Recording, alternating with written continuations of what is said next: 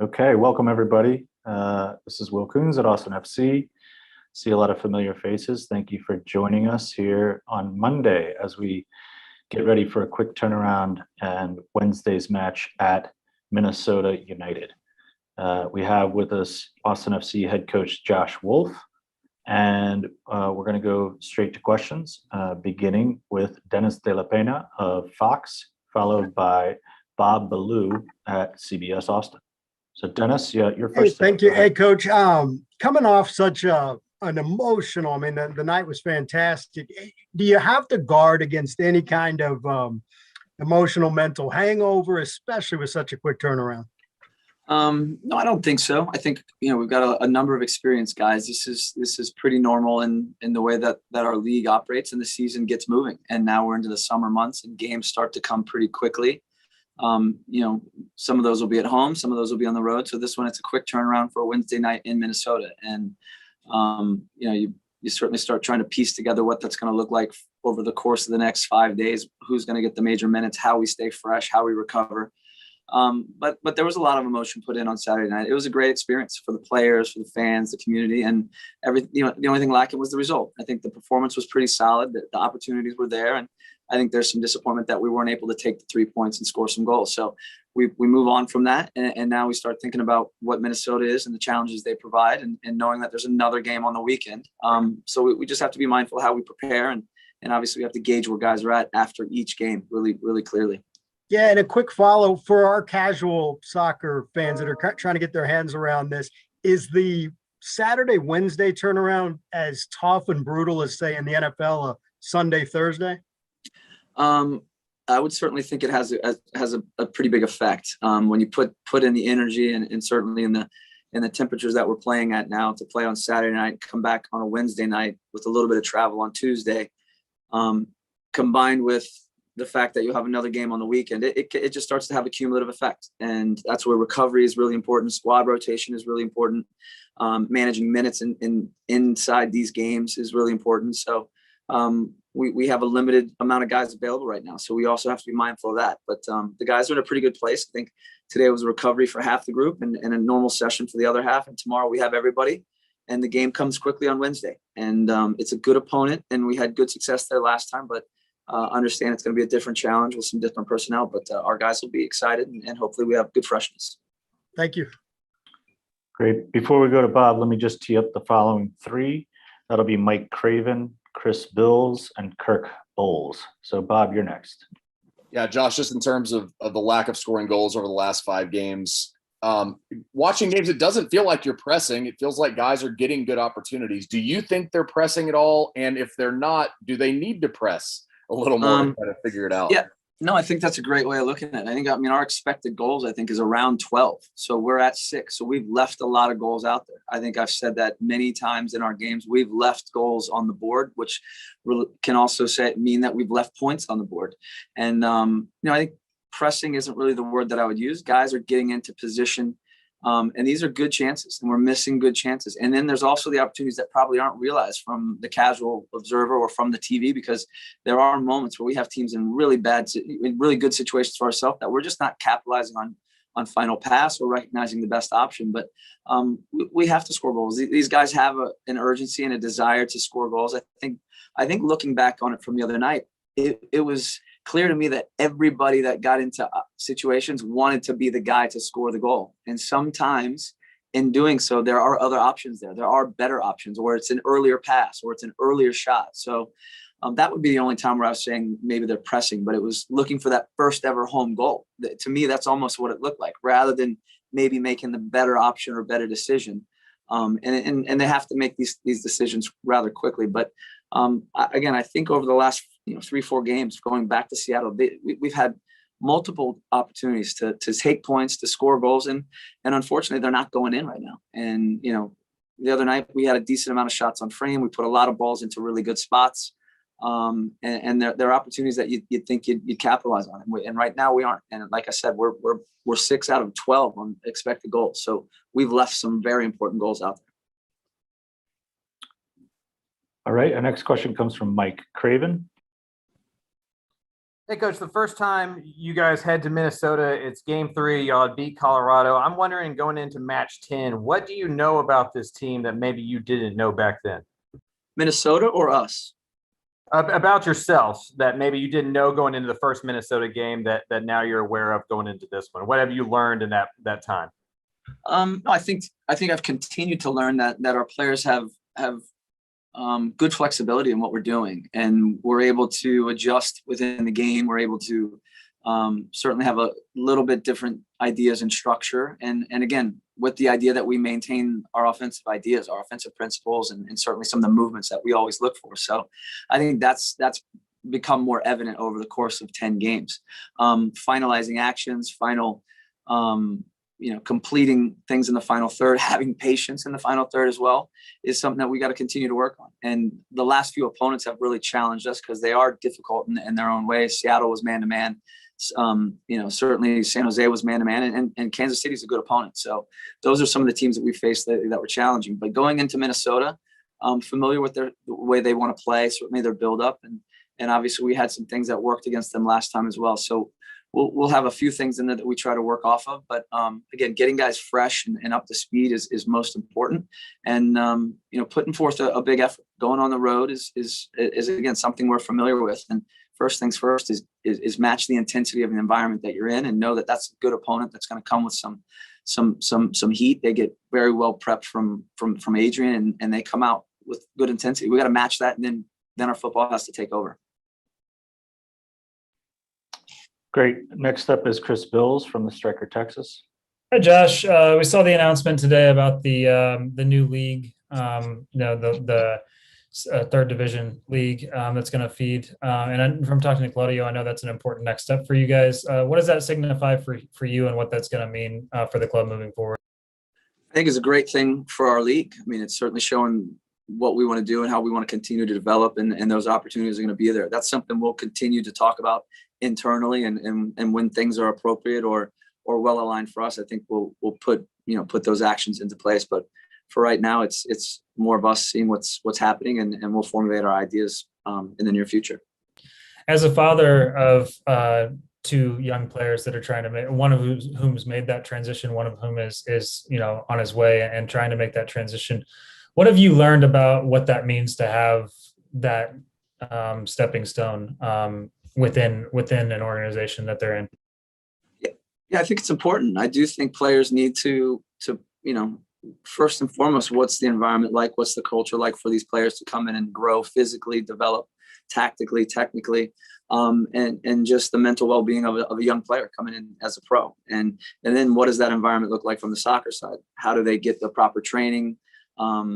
Inclusion with the first team when that's ready, but also getting the minutes that allow them to develop and play and compete against peers of their own age, and then obviously accelerate that by playing against the first team players. So I think it's critical for development of players in our country, and I think it's another good step. And I think we've seen now in MLS a number of young players, 16, 17, 18, coming in and contributing every week. And that's a testament to what our academy system has been about, and how much our coaching is growing at the youth level, and certainly with our academies inside MLS. So I expect that to continue. And this is a great opportunity, again, I think, to continue to advance the sport in our country.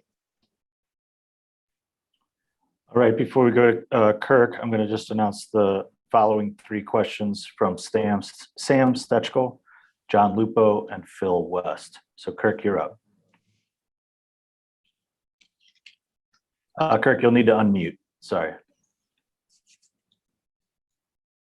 Yeah, Josh, after being home so long, are you glad to be on the road again where you are more comfortable? Fabulous question. We were missing the road. I mean, it didn't take long, but I think we were missing the road. No, we'll regroup quickly. It was an incredible evening, incredible environment and atmosphere. And I hope, from media, community, fans, new fans, old fans, to see what that energy looks like, to see that the experience in MLS, the game day experience, is something very unique, very different. And I think Austin FC sets itself apart from other places as well. There's some great venues, but this is a phenomenal stadium with great energy and atmosphere. So right away, those things stand out. We'll go on the road against another team that's, again, playing in a good stadium that has pretty good fans. And is also a good venue. So, it's going to be a challenge. It's a quick turnaround, but this is what it's like, come this part of the year. So you lean on your roster, and like I said, squad rotation, making sure guys are fresh, and making sure we got good game plans going in. And Josh, I know y'all work out here and y'all live here. Otherwise, you can't really see it with the schedule. I was curious how gassed your own players were, as well as San Jose. And what do you think that effect's going to be in July and August when, actually summer gets here? Yeah, no, I think it's a good question. I think, again, we played a few games. We played in Kansas City, and you could see and feel the heat. And when that game ended, you could see the exhaustion in the players. And that's playing 95 degrees during the day when the sun's beating you down. This game's 90 degrees at night, and there's not that sun pushing you down into the ground, but it's still physically taxing. The way we play, and certainly the way that San Jose played, probably magnified that, because they make it about dueling and competing, and they follow you all over the field, and it's challenging. So, but I think both teams put a lot into it. It's certainly a game that, in my eyes, we should have had the 3 points. We should have taken the 3 points, created better chances, better opportunities, and weren't able to do that. But long term, the heat has to be something that we use to our advantage. This is a place we need to take advantage of teams when they come here and feel this. And for us, it's being acclimatized to that, being prepared for it, and comfortable with what it feels like and the stresses that it causes, because this is going to be our life for the next 3 months. And we need to capitalize on that without a doubt. Thanks, Josh. Yeah. Great. Sam, you're next. Thanks, Will. Thanks, Josh, for taking the time. Kind of sticking with the theme here. You guys have a ton of midweek games coming up. I think you have 10 over the course of the rest of the season, which is one of the highest totals in the league. Have you ever seen anything like that during your time in MLS in terms of, the proportion of midweek games? And what kinds of conversations are you having with your players, with your trainers, with your performance staff about how to manage that? Yeah, it's a constant. And we have, first things first, it's a lot of games. It's a lot of midweek games. We're going to hit a Saturday, Wednesday, where we almost have, like, I think 3 of them back to back somewhere. And those can be challenging. They're a grind as it is, but when they start to piggyback one another, they do get pretty tough. The high performance, our players, we're constant dialogue, and we talked about it today as far as, managing our wellness when guys get here, to make sure we're weighing in. So we're monitoring weight loss during trainings, before and after. Certainly the recovery, we utilize Omega Wave, anything to get a good sense as to where they are recovery wise from the past game and leading us into the next one. If there's risks, then we need to know them so we can back off. And if we need to adjust, our training loads. So those are the things that it starts to impact. And when the games come quickly, you have less time to prepare. So it's going to be more about individual meetings, team meetings, video, to prep for opponents, which is good and bad. You always want to be able to get on the field, but when it's like this and the games come quick and the heat is as it is, you just have to be mindful of where you can get your input on the field from, and where you have to get your input from through video. And just following up on that real quick, obviously depth comes into play, and that's something that's difficult to build as an expansion team. Can you speak to that aspect? Do you think being year one, and not, some teams have the academy players that they can rotate in, and you guys don't have that yet. What's that dynamic like in that game? It's a great question. I mean, we've been traveling with a third goalkeeper lately because we've been down numbers. Danny's been out. Aaron's out. We just got Hector back into training this week. Obviously, Ben Sweat's out for the season. Danny Pereira's just got back. So we've been training with 16 or 17 guys. We brought in some of our 15 academies to help train at times. And like I said, we don't have a full-fledged academy up. So it's difficult for them, but it's also a great opportunity. And we brought in a couple college kids. So we're trying to plug some gaps so we can get the things that we need through the week of training. But that is a challenge. But it is what it is. And we do our best and try to ensure that we have enough bodies to get our guys in a place that's, well prepared for the weekends, the games that are coming up on the weekends. But a great question. Okay, great. Thanks. Next one goes to John Lupo. Josh, I know that you're preparing obviously for Minnesota on Wednesday, but now that you've had a couple of days since the home opener, have you just had a chance, even if it's just for a moment, to sort of step back or sit down and just think about that whole atmosphere and that whole experience of what Saturday night was like?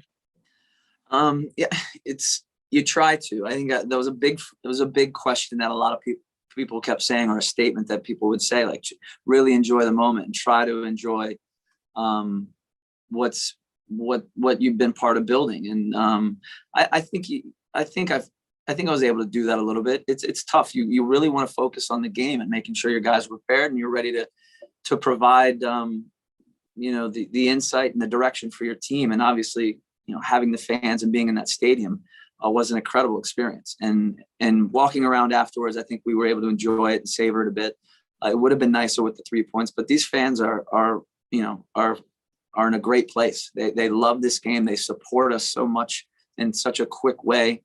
I think our players have endeared themselves to this community quickly, and the community has endeared themselves to us. And it's continuing to build and foster that relationship. I mean, this is Austin FC. It's a team, but it's the community. And we're only going to be as big and great as the people around us can make us, and we'll do our part on the field. But it's been unbelievable to see. The other night was a fantastic event in every way.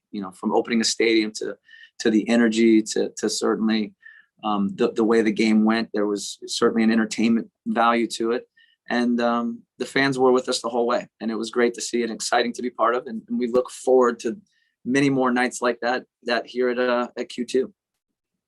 Also, I thought that one of the standout performers was John. I know that early in the season he was playing as a striker. You moved him out to the left wing. I thought he was aggressive. I thought he beat his defenders well. How satisfied were you with his performance?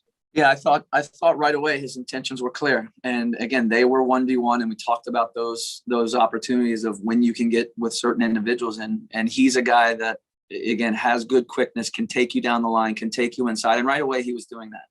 And, I think Cecilio did a great job talking about different ways of utilizing third man bounces to get access to space, to get guys facing and driving at the back line. So there was, John got to some very, very good spots. And now it's about having the calm and the decisiveness or the quality to pick out a pass or finish off the play. And those are things that we're going to have to keep working on. But I think he got into very good spots. Cecilio got into very good spots. Diego, Tomas, some of the passes. So, those are positives. And then, the negatives are that we just weren't able to make the most of those opportunities. But I was pleased for John. And you mentioned him playing up top or out wide. That'll continue to be the case. He's a very versatile player. And right now we don't have any strikers. So we're trying to be, flexible with who we're using, where we're using them, and certainly thinking about what the opponent does to give us the best chance to compete each and every week and to get points. So pleased with John, and obviously would have liked for him to grab a goal. He performed well. Great. Next up with Phil, after whom we will go to Mark Turner, Zach Smith, and Jorge Iturralde. Go ahead, Phil. Great. Thanks, Will. Hey, Josh. Just want to ask you a little bit more. Again, not variations on a theme or anything, but just a little bit more about just kind of the prognosis with goal scoring in terms of when Hosen might come back, when Schoenfeld might come back. You might not give us anything about the transfer market, but I imagine that you're maybe looking for reinforcements there. Yeah, we're definitely looking for some additional players. Like I mentioned, we are limited with players right now. Some of that's based on injury, some of that's long-term. Danny and Aaron will not be back anytime soon. But we'll keep monitoring. And, having said that, we've got to find some strikers. We've used CC, we've used Johnny Gallagher, we've used Manny Perez. So, there's some ways that we got to get guys out on the field. We also have to educate them on what we're trying to do. And then we got to continue to use and get the best out of the players that we have available. And that's part of the challenge of any season, but it's already been talked about. We don't have an academy to kind of supplement this group with either. And we have 17. I think we have 18 healthy guys ready to go now. So we are getting a little bit better. Hector's back in, Danny Pereira's back in training. So those are helpful. But we need to keep looking for players. We got to look to add a couple, certainly a couple players, whether it's an attacker, a forward, or another midfielder. But it's at a place where the goals have been there for us. Again, the opportunities have been there. I mentioned, our expected goals throughout these games, having played 8 on the road and 1 at home, 12 goals is I think what the data would say. And we only scored 6. So we've left plenty of goals out there. We've created some decent chances, many good chances, and we haven't capitalized. And that's, we're going to continue to work on our final ideas and final actions. But again, we have to have the calm and the quality to deliver. And I think that's throughout our entire group. It's not one person. Great. Mark Turner, go ahead. Hey, Coach.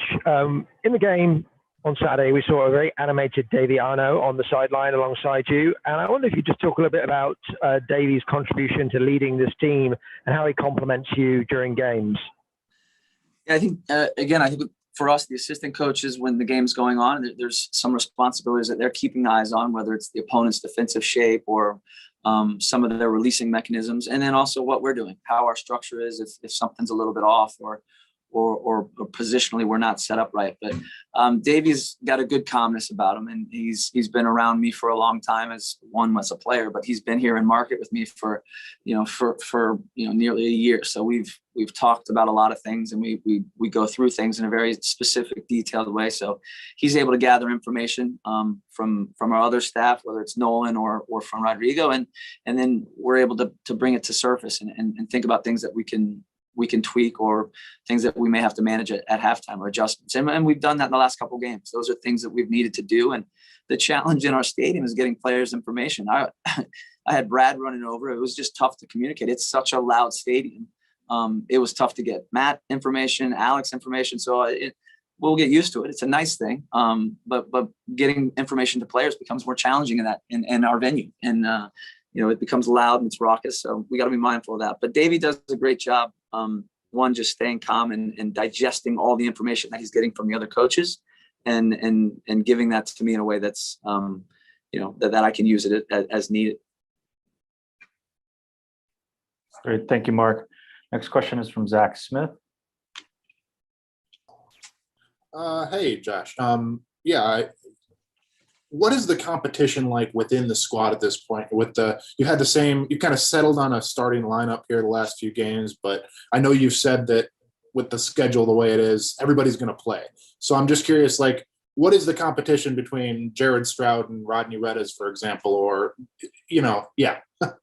Ongoing. It's ongoing. Every week it's competitive. I think, again, I think guys have a good run of form. We had a decent run of results, and where we think we could have gotten more points or we were fortunate to get points, that's always a discussion point. But guys have been performing and they're fairly fresh, so those are things that we're looking at, and also about what the opponent looks like, and having depth to come off the bench becomes relevant as well, and who's able to make an impact if you're down a goal or up a goal. So those are things that we start to keep in mind. But there's competition throughout the field, and I think Jared, certainly, Rodney, Manny Perez, getting Hector healthy. We're a little thin at outside back. Aiden and Hector are obviously competing for time and spots there with our other guys. But it's more about getting these guys in a position ready to contribute, whether they're starters or reserves, and that mentality and certainly that the humility to come to work every day and know you may or may not be starting, but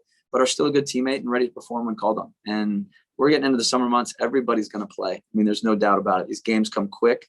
The recovery is difficult. The travel is difficult, and the opponents become challenging. So, not too much to worry about. Everyone's going to see some time, and then that's your opportunity, and that's where performance and execution become really critical. And even if guys are performing, that we may need to make adjustments to the next game because we just have to see where guys are physically. Great. We have time for one more question, and that'll come from Jorge Iturralde. Hi, Josh. Many things you have said today, and the question will be: Do you or the guys feel kind of the pressure because you guys, don't have a lot of opportunities, but the score is not there yet? Yeah, I think players will feel that pressure to some degree. I think our attackers want to score. I think they're getting into good positions and they have the desire and the urgency, and we see it every day. They have the quality. It's one of those things right now. We're not taking the chances, and you hope that when you grab one, you're able to grab a few, and we're hoping to see that come to light. But I'm not going to put any undue pressure on it. The guys are performing well. We just need to be a little bit more efficient with our chances, a little bit more calm, have a little bit more quality, and we'll continue to rehearse it through training. But the games provide a different test. There's a different speed, a different intensity, and the opponent is doing everything they can to prevent it. So that's where we're at. But we've created enough chances to put more goals on the board and thus give us more points. But for us, it's about continuing our process and having good performances and getting more consistency in those ways. And then, believe that the goals will come and the points will come. But, there's the way we want to play. And obviously the performance is a big part of that. So, I thought the other night was a very, very solid performance. And thus we generated a good amount of chances. And the more we do that, the more goals we're going to get. Eventually that turns in your favor and you start grabbing goals, and it takes one to kind of break the seal. And I hope that's the case for a number of guys, because we have enough quality. It's just in the moments, seizing the moment, capturing some goals. What you tell them, because the opportunities are there, but how you can motivate them for the next game, because this is kind of hard. Yeah, no, I mean, it's not just telling them something. Again, I think it's them, I think it starts with how we prepare them and put them in situations that they're going to, score goals in the way that we train. And that's a big part of it. And, I think you see a number of ways that we're getting at the back line, whether it's early service, it's combining to get in the box, it's 1v1s. Those things are there. And it's, I don't, motivating guys to score is probably a little bit of a thin line, because you don't want them to feel that you doubt them. It's more about giving them the confidence to go out and perform. If we start scrutinizing it and doubting them, now they feel a real insecurity. So for us, I know our players are good. I watch them score goals every day in training. So they're capable of doing it. Let's work on getting it done, staying calm in the moment. And again, first, it's about performances and consistency. And the more we have that, the more goals we're going to score. And the more goals we'll score, the more points we're going to get. Thank you, Josh. You bet. Great. I want to thank Josh for your time, and also everyone else for joining us. We will now switch to the